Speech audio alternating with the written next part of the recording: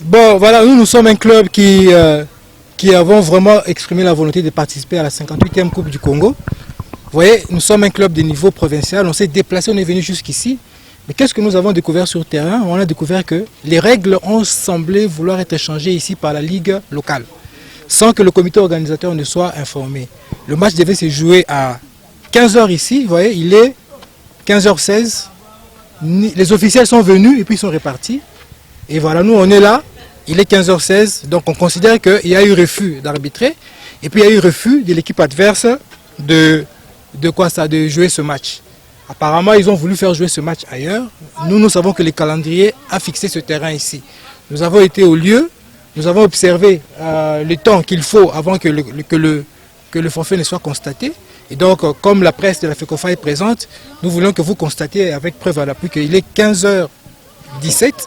Les adversaires ne sont pas là, les officiels sont venus et puis ils sont repartis. Alors nous, on ne peut pas rester ici, nous avons un voyage demain. On ne peut pas rester ici indéfiniment et pour nous, nous considérons que le match est gagné en faveur de Nouvelle Vie par un forfait de cette équipe adverse qui habite par contre dans la région. Donc voilà à peu près ce que nous allions dire. Et nous allons faire constater cela au niveau du comité organisateur et pour que les décisions idoines soient prises. Non, nous n'avons pas été informés parce que le comité organisateur est très organisé. Ils les font généralement quelques jours avant l'événement pour informer les équipes afin que ces équipes prennent les dispositions.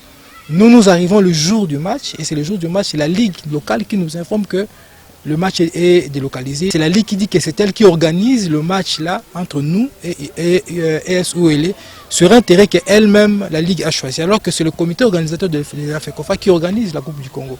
Nous avons trouvé que c'était suspect. Nous sommes quand même venus au lieu du match, ils ne sont pas là, donc nous n'avons pas été informés. Il n'y a pas de calendrier de modification, il n'y a rien d'officiel. Le seul calendrier qui est resté, c'est celui qui a été publié, je crois, le 27 mai. Nous avons refusé. Nous lui avons dit que nous ne pouvons pas aller le jour du match, aller dans un autre terrain de foot sans que l'organe ou l'instance habilitée nous en informe. Voilà.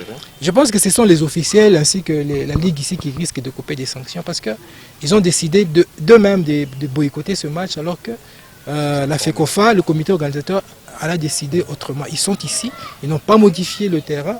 Et je pense qu'ils ont reçu une information, un mail de la FECOFA qui leur dit que les matchs sont au lieu où ils ont été définis et ordre a été donné aux officiels d'être là où le calendrier leur a demandé d'être là. S'ils ne sont pas là, c'est que c'est une rébellion qu'ils font contre le comité organisateur.